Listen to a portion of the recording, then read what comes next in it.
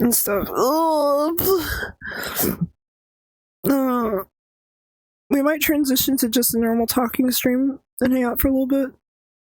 I'm gonna bitch. I think it's time to bitch about shit. Bitch about shit. What? Bitch about shit. Yo. Bitch about shit. What? Bitch about shit. Whoa. Alright, we're here. This is it. Hi. Oh yeah, we big vibing now, bro. We chilling. Yeah, channel's going good. The new channel's neat. There's a few cool regulars who are starting to show up and stick around and not be weird. And it's a good vibe. But it is slow. It's very confusing what YouTube likes to push out to more people. But I'm just like, I'm omega hedging my bets that like my personality isn't so horrible, and if I just talk about enough topics long enough, it'll get to a point where like YouTube realizes like, oh, people like to binge your content, and then it'll just find more people who are essentially like power viewers. I'm looking for whales, bro. I'm looking for whales. I'm looking for whales to build a foundation to get to the point where I have enough people watching me that like I have clout and then can like actually collaborate with people who are as big as me or bigger and get the word out and just be like, damn, I like this VTuber and their thoughts on things. It seems like a workable thing that can happen in the current YouTube algorithm and the current sphere of the YouTubes. I feel like I have the kind of takes that are like, it's like isolating, like it'll piss off enough people where it's like, I don't know. I've been so afraid of like being honest about a lot of stuff because I feel like I don't mean to be, but I'm kind of like in the middle of so many different like cultures, and I'm such like a fringe weirdo who's like honest about the things that they're into, that I feel like I'm just like outside so many things. I think highly of myself and I understand how the game is played, so I want to collaborate with people who are bigger than me and well established. Oh, you know what it is? It's I wouldn't I've said this a long time ago and it's true. Like I don't mind collaborating with people who are as small as I am, but they need to be someone who's like content creation oriented, where they actually care about the game. So I guess anyone, honestly, anyone who I think is actually like serious about making content and growing. But in terms of big people, I know what you're asking, sorry. There's no first. I'm not picky or choosy because I know that it all is for the benefit, you know. Exposure is exposure. I think the thing with the way that I talk about stuff and the way that I interact is I just don't fit in socially with most content creators that I know. I can't imagine any bigger VTuber that I know of liking my content. But that's one of the things is it's one of those, it might be one of those things where like if I do this long enough and I talk about enough topics and you know my name gets around and stuff, eventually there could be the case that there's some VTuber, you know, who you wouldn't think would listen to just like podcast style rants and stuff. All of a sudden it's just like, yeah, I like this VTuber name. I found this VTuber name, Mouse Who Rants, and I just really like how they talk about a bunch of stuff. Like that, I feel like that would be my in, you know? And it's like the bigger VTuber scene. But I just can't imagine any VTuber like liking my stuff who I know of. Dream Big Hassan, oh my god, bro. It would never happen. Do you know why a Hassan collab would never happen? Because I talk about lolicon stuff. That would be a big no. I feel like that would be something that it would just be like nope for him. He is so fixated on appearing normal. Like his hate for like dirty leftists and people who are like hypersensitive about issues. It's just he has like a clear prejudice to not wanting to seem like a weirdo, I guess. Or like upset at people who are like too extreme. It's very strange. As much as he's a leftist, he's still way more center than like actual leftists. As much as he's like tolerant of like and fights for queer and trans people, I feel like he still is like scared. like where's the queer representation? You know, where is the queer weirdo representation on Hassan's stream? He's so concerned with being normal in a way that I just don't think it would ever happen. I just don't think it would. And once again, all the VTubers, like, I don't know any established VTuber who like just talks about stuff the way I do, or their content isn't that. You know, obviously the VTubers talk about stuff. They always just rant and have all kind of political takes and social takes and insightfulness and stuff, but it's not their content. I feel like that's kind of like what is happening with me and what makes my shit distinct, and what I've never seen anyone get established doing that. And it's funny because there's like a lot of content creators on YouTube who like this whole rant culture on YouTube is just a thing. It's always been a thing. A lot of people became more established as like political commentators and stuff at ContraPoints. Like there's an entire community built around like having atheist arguments back in the day. Like the whole atheism culture on YouTube eventually got to the point where you had the people who went to the right, you know, the rationalists who were just like, you know, I don't know. There's a lot of things that blossom from the atheism community. And the thing with me is I'm not looking to be like a debate bro. Like I was throwing shade at Shondo and Rev Says Des.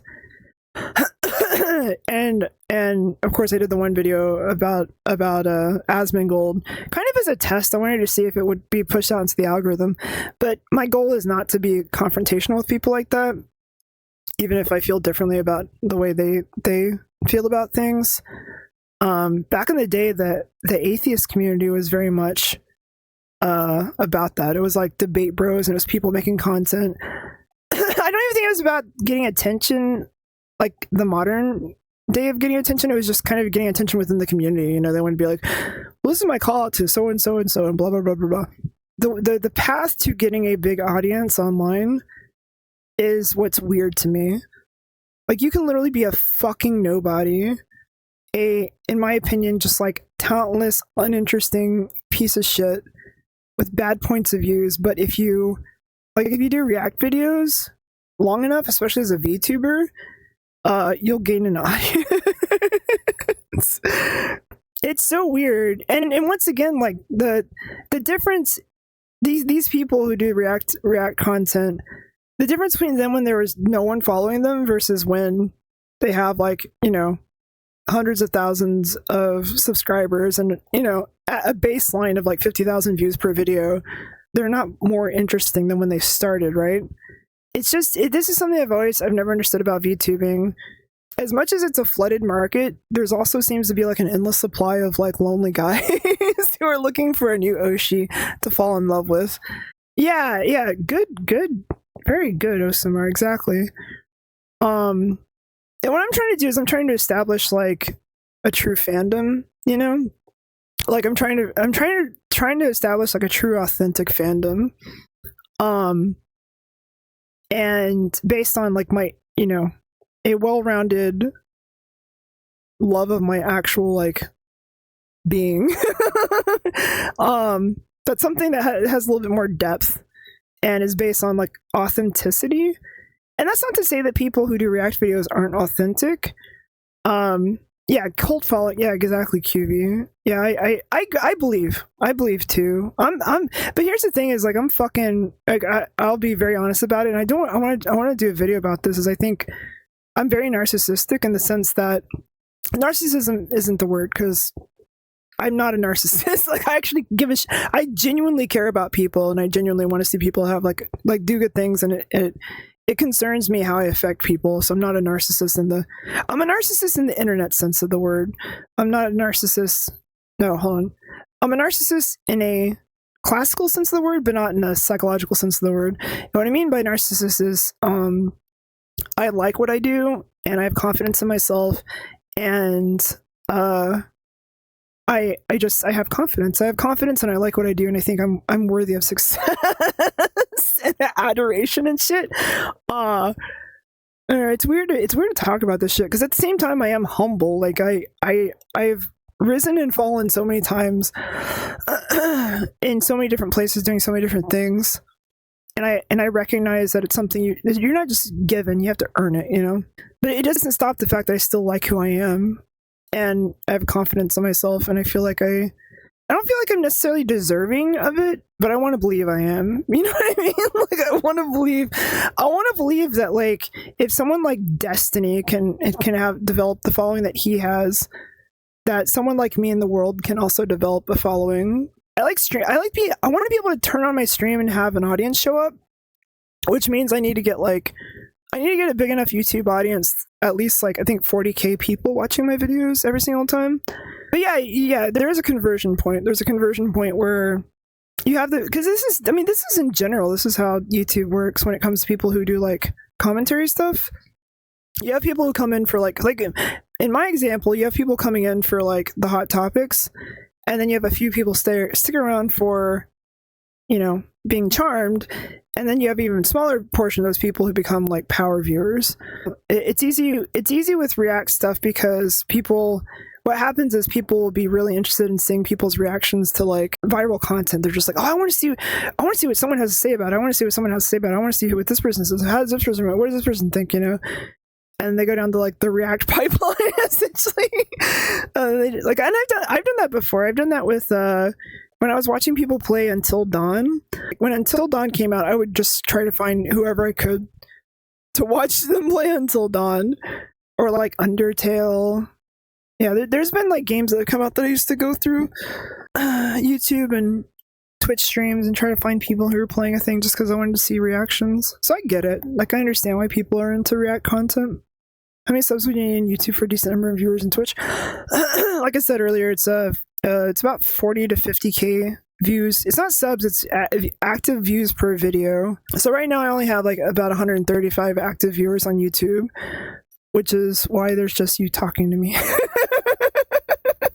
But it's also time of day, and it's like I do have an old Twitch audience who have converted to lurkers.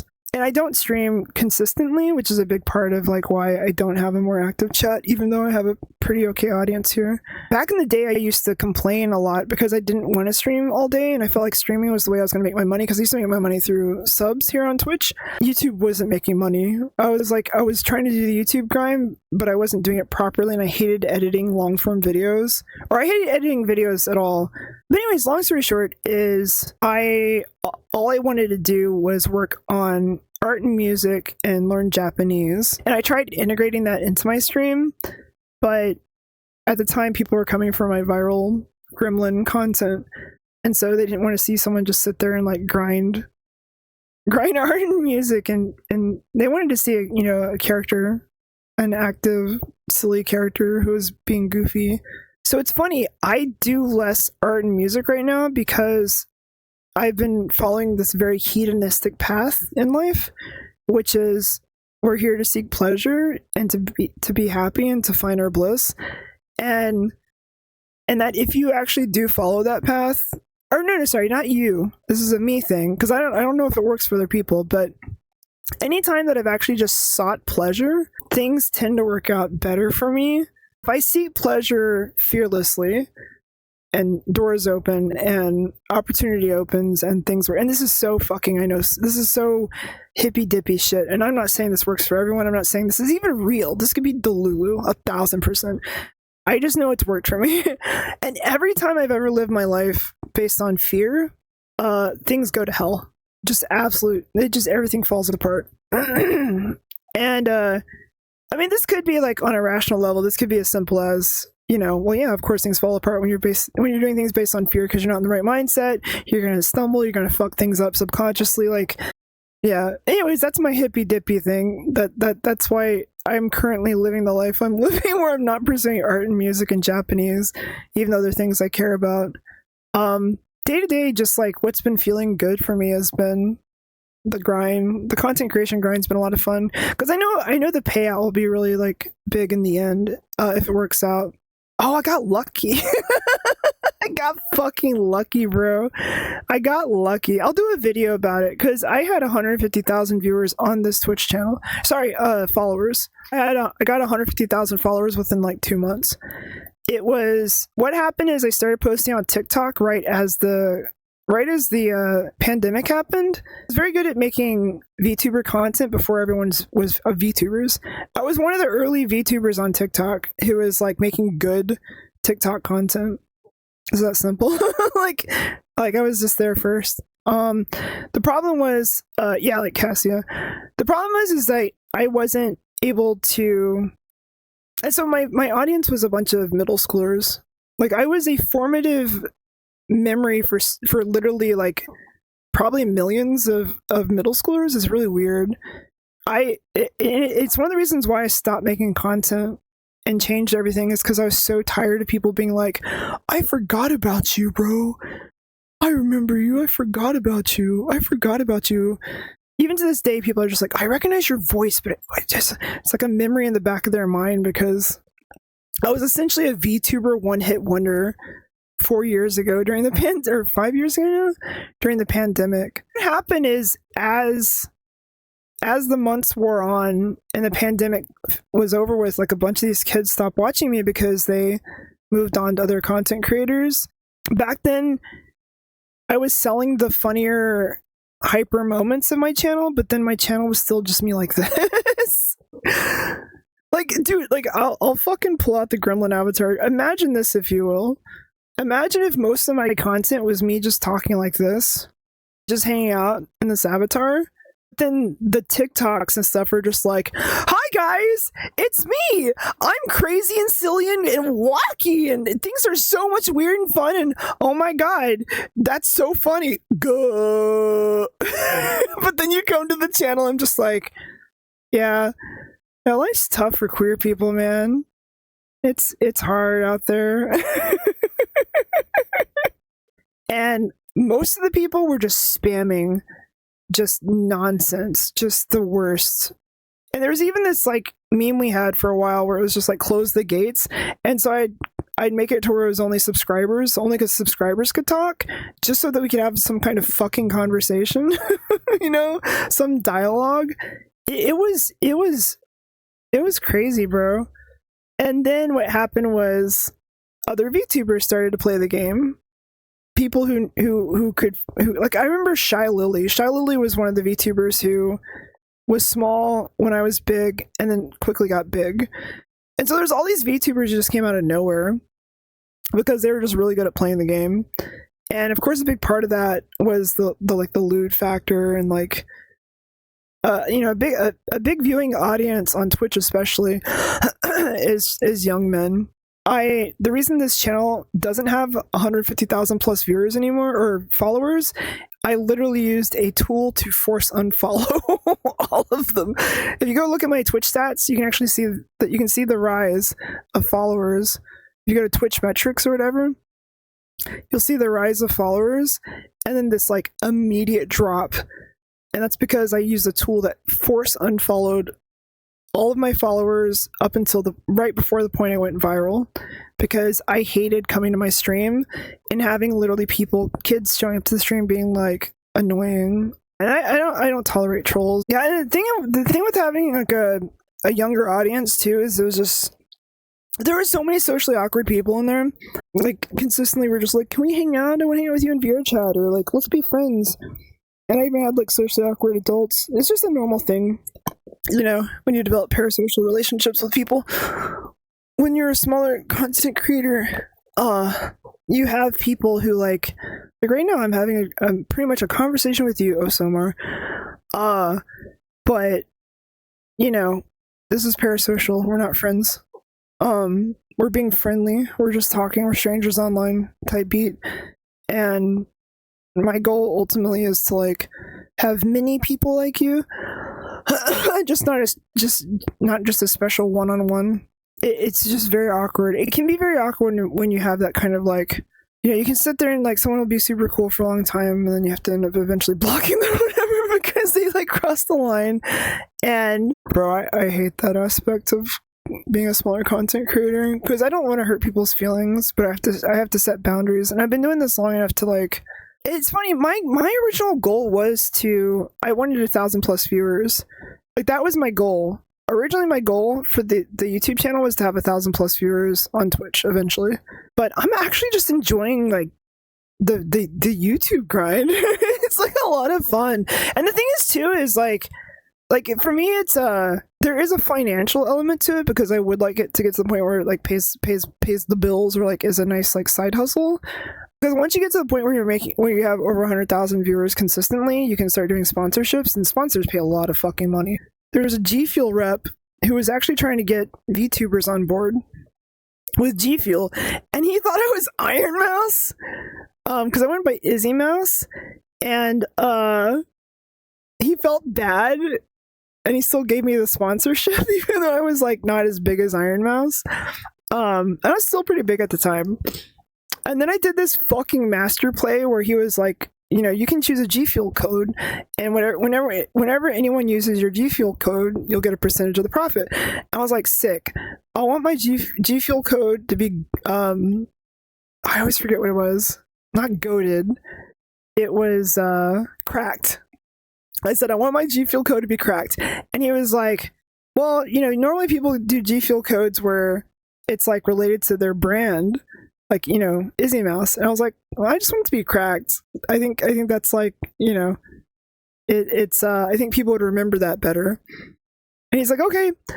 And then what happened is the honey platforms and stuff like that look for like automatic G Fuel codes that people can use found my G Fuel code cracked. And since cracked was such a meme, I made like $5,000 off of random ass people using cracked as a G Fuel code.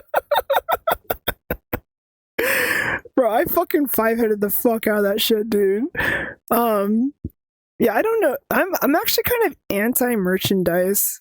It helped me pay off my credit card debt at the time, but they were also paying me really good. And then it's funny because I was at this point where I was like tired of streaming, but I was down for continuing to do the TikTok content, and he was offering me like I think a year's worth of G Fuel sponsorship because I was also getting paid like $500 a month by them. They had so much money. I think it was even more than that. And I told him I was just being honest and like nice with him, even though he was kind of like, we weren't friends. I shouldn't have been fucking so honest with him. But I told him, I was like, yeah, if you're saying you can guarantee me like a sponsorship for another 6 months, I'm set and I'm just gonna do TikTok content. And he was like, well, so you're not committed to streaming? And I was like, well, I don't even get that big of a viewership, but you know, if you guys are willing to like continue to support, like I'm just gonna do TikTok, that'd be great. And he was like, well, you know, well it doesn't sound like you're really committed to making content, so maybe we'll come back to this one like when you're ready to start streaming again. I was like, are you fucking kidding me, bro? He was a piece of shit, bro. I was so mad about that. Thought we were friends, thought we were being friendly, but he was just like, it was not good. I would rather people like purchase my music or commission art from me, sell products. Kind of anti-product, unless it was a really cool custom product. Like if there was some just fucking really cool novelty item, I would be down for merchandising. I hate this like generic VTuber thing where everyone does the waifu cup. They do that really weird generic stuffed animal that everyone, or stuffed doll that everyone ends up doing at some point. They look awful. The way they manufacture the hair just looks like so. It just looks so bad. There's like U2s, which those are pretty nice looking. But it seems like everyone who goes through the cycle of becoming a popular VTuber eventually goes through that cycle. You know, where they all go through like the, you know, let's do the campaign for the doll. Let's get the waifu cup. Let's get this and let's get that. I don't care. Like I don't know. I'm down for enamel pins. I think enamel pins are cute. Those are fun collectibles. And it has to do with like fun fashion. I saw a really good video about how DEI has just, they purposely created that to be a slur. And in the same way that throughout American history, instead of saying, you know, N-word, they say welfare queens, DEI, like that kind of thing. Where at the end of the day, they're just talking about like black people and Mexicans, and in this case also queers and stuff, and women. What's up, Phil guy? But since they can't say the quiet part out loud, they just use terms like DEI, you know? Like Trump's whole list of like things, like the way that Doge has cut different kinds of funding, like all of it's just, you know, about marginalized people. I mentioned Pirate Software versus Hassan, about the fact that Pirate Software seems to be very openly using his wealth to help people around him. Like he has the ferret sanctuary, he pays his mods a living wage, and they have healthcare and stuff. And you know, he seemed to be a business person who really cared about his small community, and he doesn't seem very problematic and stuff. Anyways, that same guy that same Southern white boy who was being racist, but you know, had good intentions, fucking came out the door just absolutely swinging about how like I was wrong about Pirate Software and he was a problematic piece of shit and yada yada yada yada. And I've been following the Pirate Software thing ever since he went viral, because obviously how could you not ignore this guy coming out of literally nowhere and going omega big on Twitch. You know, as someone who is like generally suspicious of cishet white guys, I was like, you know, I was like, okay, let's see what this guy's all about. Let's see where this goes. And over time, I was just like, yeah, no, he's a nice guy. He definitely is. He's got some bad takes. Everyone has bad takes. It's okay. He speaks confidently about things he's not always right about. That's okay. But in general, he's a pretty okay dude, you know?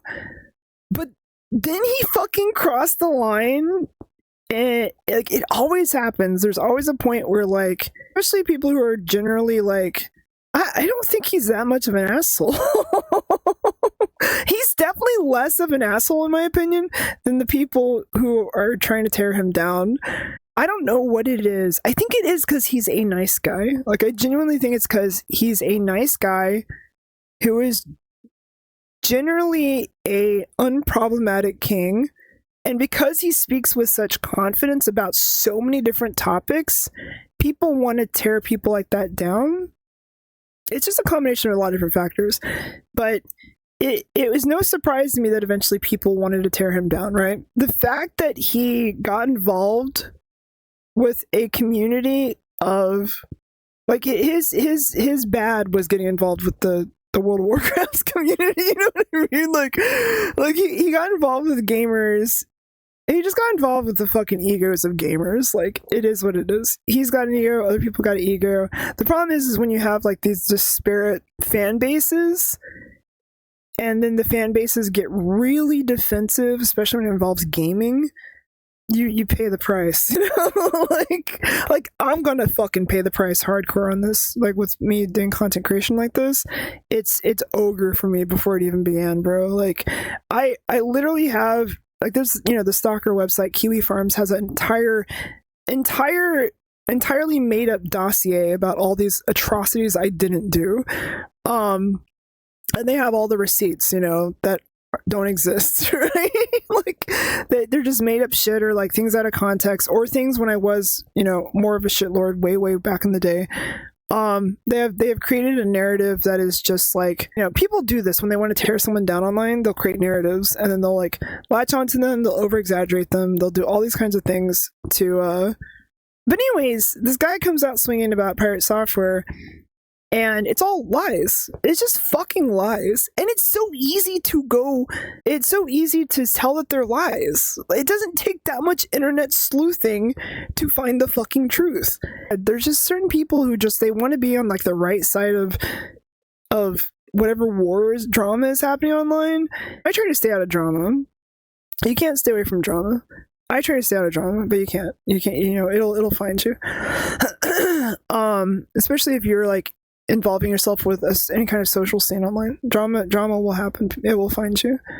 At the end of the day, I care about the truth, but only to a certain degree, because like, even if the receipts were muddy with Pirate Software in the past, at the end of the day, I would ultimately, like, I guess I'm a big believer in like innocence until proven guilty, but like in a court of law, and even the law sucks with this kind of stuff. So like, the moment that people start spreading rumors and talking about receipts, and people come forward and like make claims and yada yada yada, I I generally just like check out because it's so easy for people to lie and make up shit, right? I guess the point I'm making is like I tend to ignore things. I tend to favor people just being innocent. I've just seen so many people make up lies to tear people down. I don't trust it anymore. I don't trust it. So I stay out of it. I just stay out of it and assume people are lying. I just assume people are lying. Like, the allegations of Michael Jackson being a fucking pedophile was so heavy back in the day, and it was so huge and so harmful and so awful, and no one could believe that this guy was just genuinely, like, caring about, like, kids, and especially kids in Hollywood who are being taken advantage of, and he wanted to essentially protect them and, like, have them have a place where they can be safe, because he was a kid who was abused in the entertainment industry, and there were so many people who wanted to vilify him, and even to this day, like, there's people who, like, make fun of him and then call him a pedophile and, like, treat him like that, even though there's plenty of evidence, and after the fact that, like, the people who accused him were lying and just trying to make money. And then, like, there's people like Macaulay Culkin, who was friends with Michael Jackson, who would definitely have known of any kind of abuse that would happen and have talked out about it, but never did. Like, that's an example of, like, extreme celebrity situations like this. I don't know. Whenever I guess what I'm saying at the end of the day is whenever I see dumb drama like this, I just ultimately just assume that I assume the people who are making the allegations are just causing drama and lying, especially when it's online. Especially when it's in these niche communities. Now there are situations where like a bunch of women will come out of the woodwork and accuse someone of being like notoriously like awful. I definitely kind of lean more towards believing the women in that regard. I say that, but I do have a cohort of ex-girlfriends who 1,000%.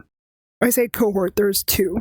I have two ex-girlfriends who end up befriending each other in this really weird, strange circumstance, and they both 100% would make up allegations about me being abusive to them, which is not true. That is fucking not true, bro. Both those bitches are psychopaths, and I have had a very much a bad history of like dating and befriending like people who are mentally unstable, and that's my bad, bro. That's fucking my bad. What caused the breakups? I have this habit of dating people who I take care of. I I carry a lot of the emotional weight.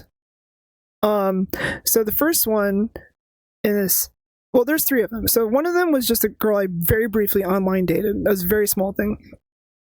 And she ended up just being like schizo, because I was polyamorous at the time, and she literally, like, we broke up because she literally sent me this like actual like light novel about how I was fucked up for being polyamorous. When she sent me that light novel accusing me of all these like nasty things because I was poly, I was like, okay, I guess we're not gonna date, that's fine. And I was just out. Or yeah, I've like fallen in love with someone, I got them involved with my life, I got them involved with my pedal business. And you know, I essentially gave them a job, and I felt like we were two people working together, you know, to build life together. In both these relationships, when I got to the point where I was just like actually taking care of myself finally, I was putting myself first instead of them, it fell apart like immediately. Like it was crazy, bro. And I'm not talking about like I started neglecting them. I just literally was just like, hey, I need to focus on me. The dynamic that I'm talking about is like I legitimately was coddling them, like I'd baby them, like I'd be sitting there and I would be just like, it's hard to describe, because there's so many elements of that dynamic. Anyone who's been through it knows what I'm talking about. If you haven't been through it, then you know it's essentially like a weird kind of codependency. To me, the thing that really shocked me in both situations was the moment that I was just like, hey, look, I'm gonna focus on my stuff for a little while, because I really need to get my life together. Like things, you know, I just want to focus on my stuff. Their reaction was essentially they treated it like I was abandoning them. like it was like I genuinely like they genuinely reacted like I was just about to fucking bail on them. And in both situations, they went and found other friends, and then they just left. They were just out, but in like a really like awful way. Like they I don't know, it was just awful. It was just like, instead of them just being like, hey, totally, dude, like I get it. I also want to focus on me, or like I I respect you for like everything you've done, and oh yeah, I know that. I know that. As a matter of fact, my current relationship is just the opposite. Like I've been very forceful from the very beginning that, look, I'm taking care of myself first and foremost, and I love to build a life together, but at the end of the day, like I'm in this for me, and I love you, and you need to be in this for yourself. What's up, Cola? So it's very like we're very needy for each other at times. We miss each other in a way that people who love each other do. But there's no I'm not saving him and he's not saving me. Like we're not. We're still very independent, I guess. Yeah, compliment. Exactly. That's a very good way of putting it. The problem is I was always playing like the rescue. I was like rescuing stray kittens, essentially. But I've said this once, and I'll say it a million times. I own up to when I'm a bad person. Like there was things in these relationships where I was definitely like, I missed the forest for the trees in terms of being like taking care of them, or like understanding where they were coming from. Like for instance, the transition from going like, hey, I'm going to support you in everything you do and take care of you, to me saying like, I need to work on me. I was probably a little bit too. I probably was insensitive in a way. No, I wasn't insensitive. I was taking care of myself. These are people who just didn't fucking care about me. They cared about the fact that I was taking care of them. Like it's just that true. I'm sorry. These are people who like never went out of their way to help celebrate my birthday, or like cared for me outside of the fact I was caring for them. And they were people who lied about the dynamic of our relationship afterwards. Like it was crazy, bro. I'll never forget this one girl. One of the girls I'm talking about literally posted pictures of herself on Twitter with a bloody nose and said, "This is what my life used to be like with Mouse." Of course, she did that knowing that people would think I was beating her. But what the deal was is she fucking had nosebleeds, and she was blaming me for her nosebleeds. Even though I literally, bro, I lost so much money with that bitch. And I say that, sorry. I lost so much money with her because we used to go eat out at nice places constantly. Like, I lost most of my money with her because instead of being more responsible with my money and, like, staying in to eat and making good meals, we would go eat out at nice places. Like really nice places. Like, she was well fed. Like, you know what I mean? Like, she was taken care of. Her nosebleeds, she was saying her bad health and all this stuff was because she lived with me. I was like, her bad health was because she was fucking mentally unwell and she wasn't taking care of herself. So that was the two relationships before the girl I almost married. And that woman was just fucking insane. I'm still waiting for the day that the other shoe drops and she comes out and calls me a pedophile and stuff, because she was very much like, because she had a daughter. There's been 2 times in my life where I've had the opportunity to be a parent, and I rose to the occasion and I was like all about it. The 2 times I ever had a chance to be a parent, I gave my everything to try to be a good parent. And it's funny because one of the reasons why I ultimately left both those relationships was because I could tell I was never going to have, like, I was never going to be respected as a parent, because I was essentially the step parent, And this woman in particular, who I dated, had the most complicated social situation. She was polyamorous. She was dating a woman. She was fucking all kinds of trans girls and queer girls who were taking advantage of her and were very super manipulative. She had an ex-wife, so her child's time was split between her wife and these like caretakers who were very like queer and derogatory term. Like, they were just very like you go over to their house and they'd be having like a seminar on kink stuff. Meanwhile, their kitchen was just like had rotting food in it and whatnot. And it was just like this very like neglectful place where it's like they cared more about their hedonistic urges than they cared about taking care of their kid. my girlfriend would talk about her parents, like her parents were psychopaths who were stalking her and hated her. Meanwhile, her parents were literally the nicest fucking people on the planet. And it turns out that this woman I was dating was, I found out way too late that she was literally just a compulsive liar. So, and the moment that things turned sour in our relationship, she went from being kind and nice to just like knives out. Like all of a sudden, everything in our relationship was about me being horrible to her. We'd been together for like a year and we were like extremely loving and close and caring and kind to each other. Dude, this woman had like deep-seated issues. And once again, this is the woman who ended up falling in love with and dating another one of my exes, and they essentially got together because they both hated me. And now they're together. It was crazy, bro. Like, and they live in Canada. It's like Scott Pilgrim through and through, bro. I don't stream. I was saying this earlier in the stream. I don't stream. I don't want to be a streamer. I want to be able to stream and have people show up so I can talk and have fun. But I'm not a streamer. Not anymore. It's not my I mean, there might come a point where I get back into it, but it's not my bliss right now. Karaoke is nice. If anyone has a request, we can do karaoke still. I'm just gonna do very lazy karaoke. I give up. I give up. My vocals are all fucky. It's our lot in life to suffer, as C3PO would say. Karaoke is definitely like a trial of self-esteem. Why am I so broken? Bleh. Especially when I know like I can do better. As someone who actually prides themselves on doing good music, when I'm not at my bestest doing karaoke, I feel like fucking trash. I'm like, but I can do better, guys. Don't listen to this. Don't listen to me. I'm better than this. I promise you I'm not a fucking shit singer. I promise you I'm capable of more. Why won't you fucking believe me? That's one of my favorite things about my boyfriend.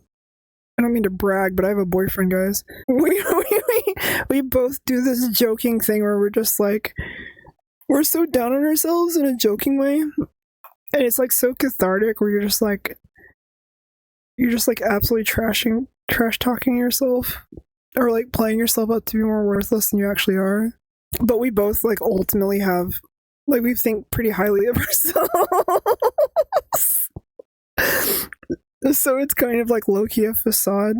We both think very highly of ourselves, but we also both have self-esteem issues at times. The struggles I face in life is just God nerfing me because I'd be too powerful otherwise. Do you know who Elon Musk reminds me of with what he's doing in the government right now? He reminds me of like school. The nerds suck up at school who wants all the teachers to like him.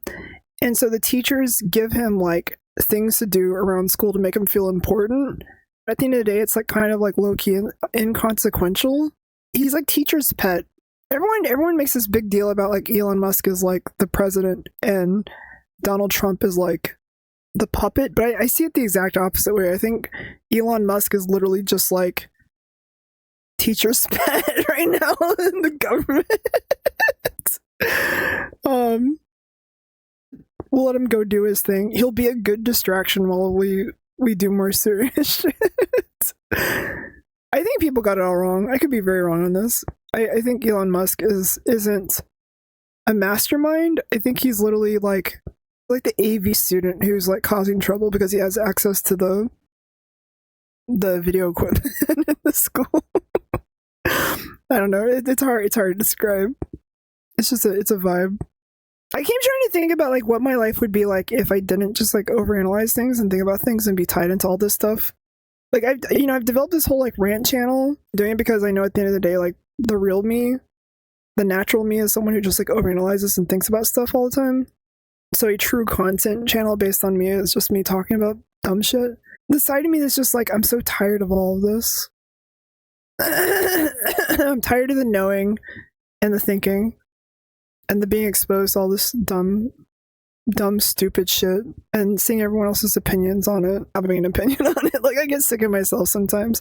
But I've had to learn over time to be nice to myself on that kind of thing. And you can do a lot to change who you are. But at the end of the day, you're still yourself until you're not. And sometimes that transition period takes a very long time. It's not happening overnight. And you have to be patient and nice with yourself in the process. So the question is there going to be a point eventually where I evolve from giving a shit about all this stuff to being someone who is just a absolute brain dead cutie patootie who lives a true kawaii, adventurous, fun life and is actually just silly pilled? Or will I always just be the ranting, raving, lunatic mouse? I think I'm always going to be the ranting, raving, lunatic mouse. I might go soon. I'm getting bored. I can feel real life pulling me away from you guys. We had our karaoke, we had our talk, we had our fun, and now it's all over.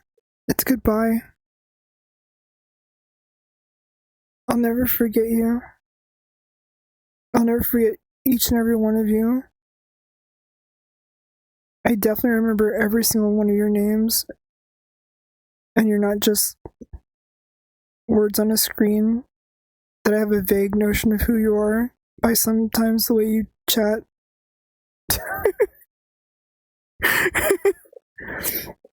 And I definitely care about each and every one of you individually. Truly. On a real friendship level. On a real friend, not parasocial, actual friendship. Actual genuine friendship homies. We're actual real homies. I actually care about each of you on an individual basis.